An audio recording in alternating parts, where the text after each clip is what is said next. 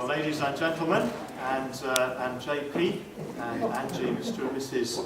Dao. Angie, what have you done? You poor, foolish, misinformed girl. What have you done? What were you thinking? Didn't anybody tell you? It's too late now. You can't undo it. You're with JP now, for life.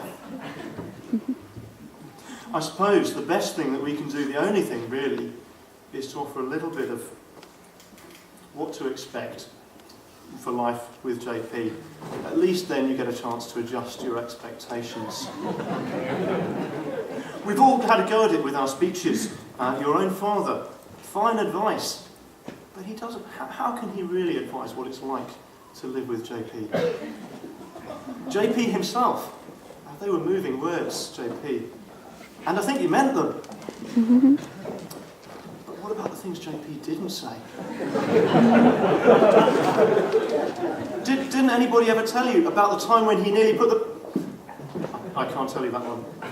Sorry, I mustn't tell you that one. But Brian is JP's boss.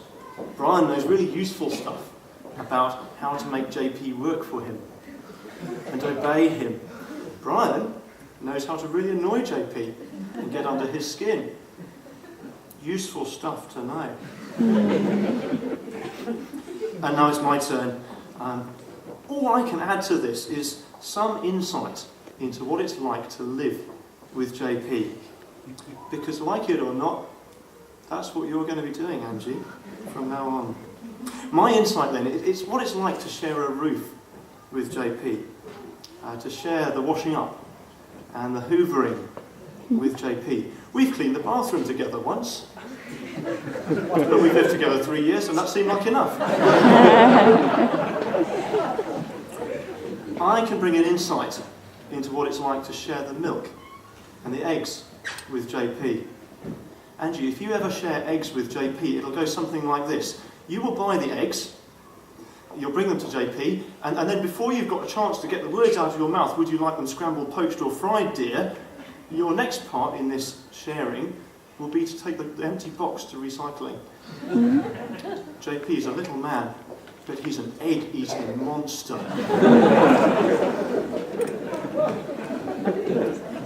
It's not all bad sharing though. JP's mentioned this already.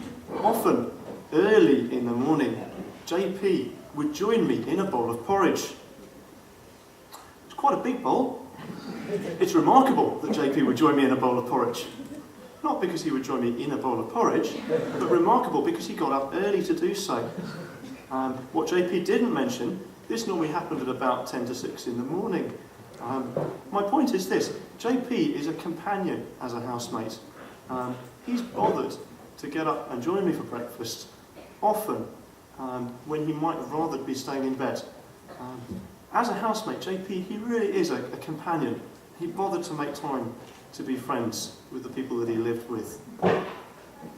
We've also made time and had time to pray together and to read and study together passages of Scripture. And I've really appreciated this as well. I've been struck by, I've been taught by how sincere, how honest, how genuine JP's faith in the Lord is to him. He's not a man whose hobby is a bit of religion, but actually Christ is central to who he is, to the man that he is and how he ticks. So as JP is no longer, as of today, to be my housemate, I shall remember him. I shall remember him for his own gratitude to God for the love that God's had for him and his love for God in return. I shall remember him for his passionate desire to know God and to seek the truth about him. Others have spoken about this already. I shall remember his determination to live for God when he could live for all sorts of other things and he's chosen not to. I shall remember his honest, heartfelt concern for those who have yet to hear and believe about the good news about God and his Son, Jesus, given for us. Angie, in closing, I can't speak for JP as a husband, but as a true friend and as a housemate, I warmly commend him to you.